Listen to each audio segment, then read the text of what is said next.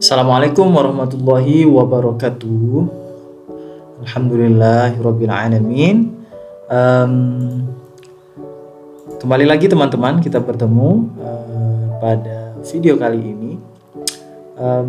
Video kali ini adalah bagian dari tugas mandiri saya pada mata kuliah dasar manajemen pendidikan Islam, yang mana perkuliahan ini atau mata kuliah ini diampu oleh salah satu profesor saya yang bernama Profesor Dr. Badrudin M.Ag. Pada mata kuliah ini kita akan membahas teman-teman tentang manajemen peserta didik. Manajemen peserta didik ini adalah salah satu subtema yang ada di dalam mata kuliah dasar manajemen pendidikan Islam. Baik teman-teman, pada kesempatan ini akan ada 3 hal yang kita bahas.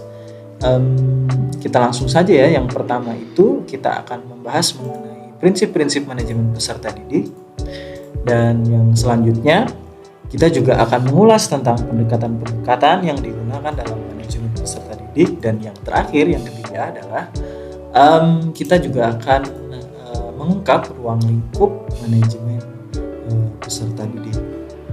Teman-teman, kita masuk pada pembahasan yang pertama ya teman-teman. Yang pertama mengenai prinsip manajemen peserta didik. Apa yang disebut dengan prinsip? Prinsip itu adalah segala sesuatu yang dapat dijadikan pedoman dalam melaksanakan tugas. Jadi yang disebut prinsip itu ya seperti itu. Prinsip itu harus dilaksanakan bagaimanapun situasi dan kondisinya. Jadi dalam konteks manajemen peserta didik ya sama halnya dengan manajemen peserta didik, dalam penerapannya itu juga punya prinsip, karena itu adalah bagian dari keseluruhan yang dilakukan dalam manajemen sekolah gitu ya. Kalau bicara konteks peserta didik, maka kita juga bicara lembaga pendidikan, atau lebih sering kita sebut misalnya sekolah atau perguruan tinggi.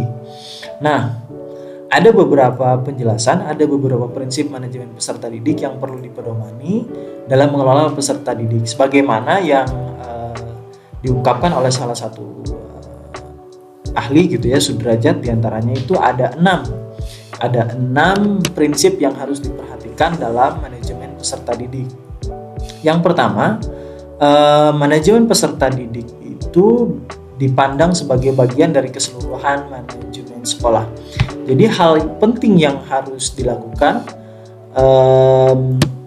hal ini penting ya, maksudnya harus kita lakukan sebab sebagaimana sudah disampaikan tadi ya, bahwa peserta didik itu adalah elemen penting khususnya sekolah untuk menjaga keberlangsungan kegiatan pendidikan di sekolah. Yang oleh karena itu tujuan manajemen peserta didik itu harus sejalan dengan tujuan manajemen sekolah, atau paling tidak ya harus mendukung tujuan-tujuan dari visi atau misi sekolah itu. Dan yang kedua, segala bentuk kegiatan manajemen peserta didik harus mengemban misi pendidikan dalam rangka mendidik peserta didik. Seperti yang saya sebutkan pada prinsip yang pertama tadi, kegiatan-kegiatan manajemen itu harus mendukung visi dan misi sekolah. Setiap sekolah itu punya visi dan misi masing-masing, sehingga dalam manajemen peserta didik itu kita harus sangat memperhatikan kemana arah visi dan misi sekolah ditujukan.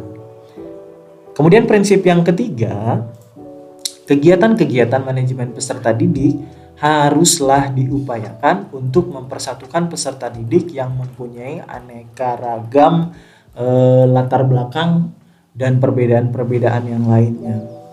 Adanya keragaman latar belakang, kemudian keanekaragaman itu di antara peserta didik itu maksudnya ya, ini kita harapkan mampu membuat peserta didik itu bisa saling menghargai, bisa saling memahami, ada ikatan gitu ya, ada persatuan dari perbedaan-perbedaan dan keragaman-keragaman itu, sehingga itu bisa mereduksi atau menurunkan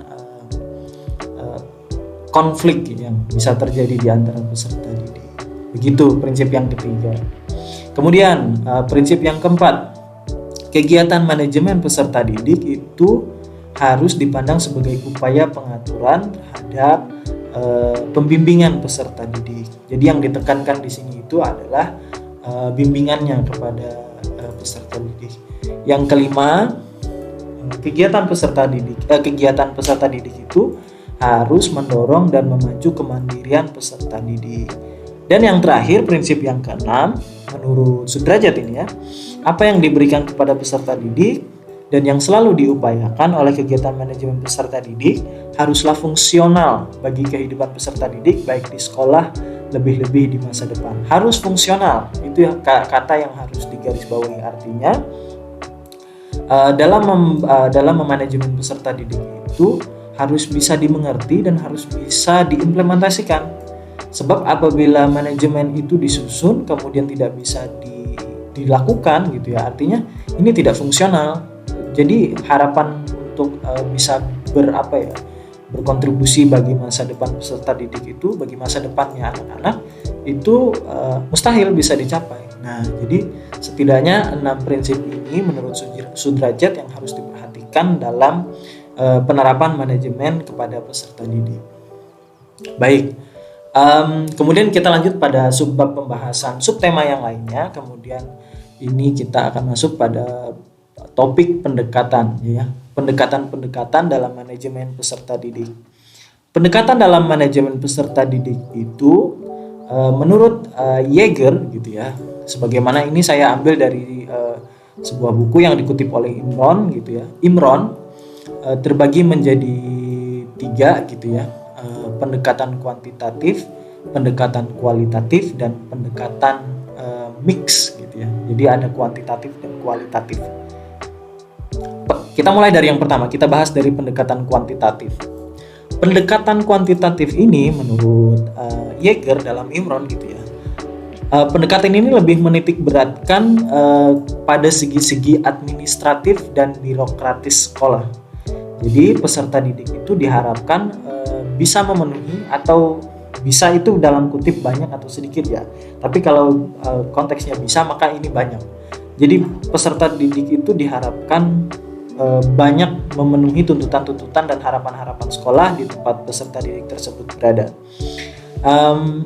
Asumsinya pada pendekatan ini adalah bahwa peserta didik akan dapat matang gitu ya untuk mencapai keinginannya apabila dapat memenuhi aturan-aturan seperti misalnya dalam kegiatan pembelajaran itu ada presensi, dia bisa hadir, memenuhi presensi kehadiran, kemudian bisa menyelesaikan tugas-tugas yang diberikan oleh guru, kemudian banyak lagi harapan-harapan sekolah lainnya. Nah, itu yang dibahas atau itu yang digunakan dalam pendekatan manajemen peserta didik yang pertama. Kemudian pendekatan kualitatif, kita masuk kepada pendekatan yang kedua, qualitative approach. Pada pendekatan kualitatif ini pendekatan ini lebih memberikan perhatian kepada kesejahteraan pendidik. Kuncinya adalah perhatian. Jika pendekatan kuantitatif tadi itu diarahkan agar peserta didik mampu gitu ya, mampu mengerjakan, mampu menyelesaikan gitu, mampu hadir gitu ya, maka pendekatan kualitatif ini lebih diarahkan kepada peserta didik itu agar peserta didik itu senang, bahagia. Jadi ada joyful di dalam kelas. Asumsinya, menurut pendekatan ini ialah jika peserta didik senang, atau dalam buku ini disebut sejahtera gitu ya, senang, maka mereka bisa belajar dengan baik, mereka bisa mengembangkan diri untuk mencapai tujuan-tujuan atau target-target atau capaian-capaian belajar yang ditetapkan gitu. Pendekatan ini juga menekankan perlunya penciptaan iklim yang kondusif dan menyenangkan bagi pengembangan diri secara optimal. Itu ya yang disebut dengan pendekatan kualitatif. Saya kira bisa ditangkap oleh teman-teman poin pada pendekatan kualitatif ini. Selanjutnya ada pendekatan yang digabungkan. Jadi kayak mix gitu ya, mix approach, pendekatan kuantitatif dan kualitatif. Jadi menggabungkan pendekatan yang pertama dan kedua.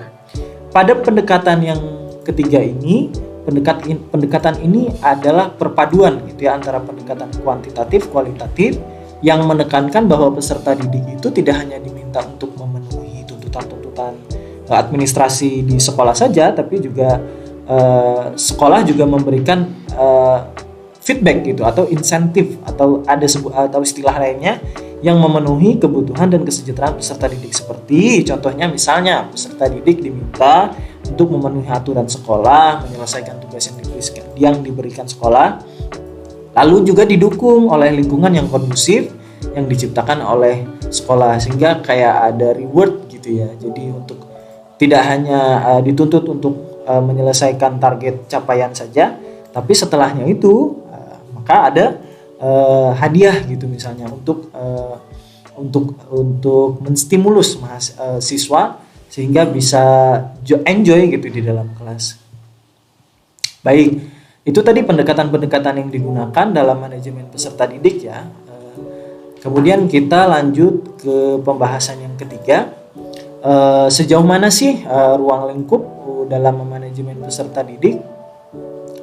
Jadi dalam manajemen untuk ruang lingkup manajemen peserta didik itu setidaknya ada 5 gitu ya.